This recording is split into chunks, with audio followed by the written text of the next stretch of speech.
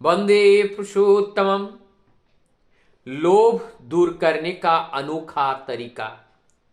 किस तरह से जब हमारे अंदर लोभ उत्पन्न होता है, और ये लोभ भी हमारी एक प्रवृत्ति का उफान है, एक प्रवृत्ति का लहर है। और ये लोभ कभी कभी हमारे जीवन को अवसन्न कर देती है। ये लोभ हमारी इस जीवन को कभी कभी दुर्गम राह तक लेकर के चली जाती हैं।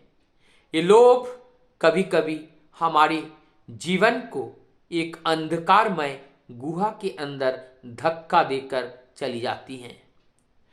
तब ये लोभ हमारे जीवन के लिए अनेक खतरनाक हो सकता है यदि ये नेगेटिव रूप को धारण करती हैं। तो लोभ कब अच्छी होती है?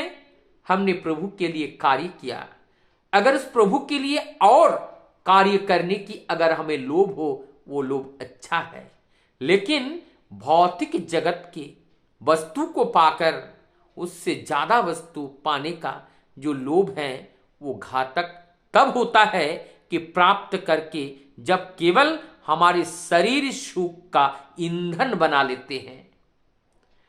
कमाई करो, इनकम करो, कोई गलत नहीं है, लेकिन उस अर्थ को उपार्जन करके परमार्थ अगर नहीं बना पाए, अर्थात उस अर्थ को अगर परम पुरुष के कार्य में, उस परम पिता के कार्य में अगर उसको लगा नहीं पाया, तो वो परमार्थ अर्थ में ही रह जाता है, परमार्थ में तब्दील नहीं हो पाता है।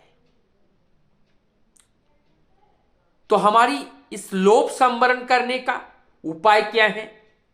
हम पहले लोभ संवरण करने का उपाय परमदयाल सच्चिद ठाकुर जी कैसे किए थे वो देखेंगे। तो परमदयाल सच्चिद ठाकुर जी का एक दिन रसगुल्ला खाने का जो लोभ है, हम लोगों ने कहानी सुना है। तो उस लोभ को संवरण करने के लिए उन्होंने क्या किया? उन्होंने किया, जब वो मिठाई की दुकान पास में आ गई और जब लोभ हुआ, तो अरहर का खेत था पास में, उस खेत के अंदर चले जाते हैं और वहां छीने के बल पर लेट जाते हैं। लेट करके वो अरहर की पेड़ को दोनों हाथ से दो पेड़ पकड़ लेते हैं और अपने मुंह को से मिट्टी का जो ढेला है, वो मिट्टी का ढेला मुंह में करके मुंह को नीचे करके जमीन पर लगा करके लेटे रहते हैं। और तब तक लेटे रहते हैं जब तक उनके अंदर वो रसगुल्ला खाने की इच्छा दूरीभूत ना हो। एक लोभ को निवारण करने का कैसे? इनको रास्ता, इनकी जो लोभ है उनको संवरण अगर नहीं करे, तो हमारे जीवन की जो आध्यात्मिक स्तर बाई स्तर जब हम पहुंचते हैं, वो हम उत्तीर्ण नहीं हो पाते हैं। एक स्तर से दूसरे लेवल तक हम नहीं पहुंच पाते हैं। तब क्या होता है? ये लोभ हमारी जीवन को समाप्ति के कागार तक के पहुंचा देती है। तो एक लोभ संवरण करने का एक तरीका है, अर्थात हमारी जो मन है, मन उस इच्छा के साथ लग गया, इसीलिए हमें कोई ना कोई कार्य के साथ अपने आप को संलिप्त करना है, जिससे हमारी मन क्षण भर के अंदर वहां से टर्न हो जाए, मन वहां उस चीज से हमारा मन दूसरी तरफ हट जाए। जैसे जिस वस्तु की चाह कर रहा हूं, मन जब उससे हट के दूसरे पे जब लग जाता है, तब जाकर के वो हम भूल जाते हैं और वो खिंचाव हमारे अंदर कम हो जाती है और हम उससे अपने आप को बचा लेते हैं। जैसे जो शराब पीने वाले, शाम को 4 बजे 5 बजे जो शराब पीने का टाइम है, उस टाइम पे अगर हम अपने आप को सुनियोजित करके किसी कार्य पे अगर लगा के रखूं, तो थोड़ा हमें खिंचेगा, लेकिन हम उस कार्य में अगर मन को उसी में डुबो के रखे, तो ऐसे करते करते हमें उस टाइम का जो खिंचाव है, उस खिंचाव से हम मुक्त पा सकते हैं। एक तरीका है। एक दिन और एक जो घटना है श्री श्री दादा को लेकर, वर्तमान आचार्यदेव दादा के जो पिताश्री, वो श्री श्री दादा को लेकर के, श्री श्री दादा को एक दिन समोसे खाने का एक मन हुआ। तो जब समोसे खाने का मन हुआ तो उन्होंने अचानक पार्लर में बैठे हैं नाट मंडप में, और तुरंत उन्होंने बताया कि समोसे मंगाए उन्होंने, और ढेर सारे समोसे लेके आए। वहां जितने भी लोग थे सभी लोगों को बांटे, सभी लोगों को खिलाए, और उसके बाद जो है उन्होंने स्वयं फिर एक समोसे उन्होंने लिए। और इस लीला को सभी लोग आस्वादन कर रहे हैं, इस लीला को उपभोग कर रहे हैं। और इस लीला के माध्यम से ये समझ में आती है, यदि हमारी कोई चीज़, कोई लोभ हमारे अंदर जागृत हो जाए तो उस लोभ को दमित करने के लिए हमें विस्तार में जाना होता है। जब उस चीज़ को हम सबको बांटकर, सबको देकर हम उस चीज़ को जब करते हैं तो हमारे अंदर उस चीज़ के प्रति जो लोभ है वो लोभ हमारी कम हो जाती है। ये वैसे इस बात को जो मैं बता रहा हूं, ये अगर हम लॉजिक के दृष्टि से जब देखते हैं, हमारी अपने निजी लॉजिक, जो हमें साधारण मनुष्य के लॉजिक में अगर इसको विचार करें तो उनके दृष्टि में ये तो कुछ नहीं लगेगा।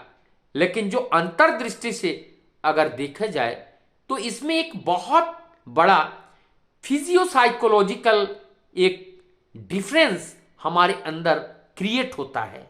और ये जो देने की भाव से, कि जिस चीज को हमें लोभ हो रहा है और उस चीज को हम अगर ओतप्रोत कर दे, पूरा उनको भर दे, चारों ओर से भर दे वही चीज से, और वही चीज हर जगह हम वही विस्तार में उनको विस्तार कर दे, तो उनकी प्रति हमारा जो आकर्षण है, उनकी प्रति हमारा जो टान है, वो निश्चित रूप से थोड़ा ढीला हो जाते हैं। यानी कि उसको हम बहुत ज्यादा पाने की इच्छा हम नहीं करेंगे। तो ये लोभ संवरण करने का कुछ रास्ता इस तरह से दिखाया गया। इस तरह से हम अपने ठाकुर एवं आचार्य परंपरा के अंदर लोभ को कैसे संवरण किया जाता है, उस चीज को हम लोगों ने ये सीखा है। तो लोभ हमारी जीवन में कहीं पे भी अगर ये नेगेटिव दृष्टि से जाता है तो ये नुकसान करता है, लेकिन अगर लोभ को हम पॉजिटिव दृष्टि में अगर लेते हैं तो इसमें हमारे जीवन को उन्नत पथ पर ले जाते हैं। आइए हम अपने साधना जीवन में उन्नत शिखर पर या साधना में उत्तीर्ण होने के लिए जो बाधाएं हैं, उसमें से एक सबसे बड़ी बाधा ये लोभ के रूप में आती हैं। और ये लोभ को हमें संवरण जब हम करते हैं तब हम वीरता को प्राप्त करते हैं, क्योंकि परम दयाल श्री श्री ठाकुर जी कहते हैं हमारे जीवन की दुर्बलता वही है जो हमारी जो लोभ है, जो लालसा है, उस लोभ लालसा में जब हम अपने आप को झुका लेते हैं तो वही झुकाना मतलब पराजय होना। जब हम प्रवृत्ति के दास बन जाते हैं तब हमारी जीवन समाप्ति की ओर जाती हैं। दुख का भरमार हमारे पीछे लाइन लगा लेता है।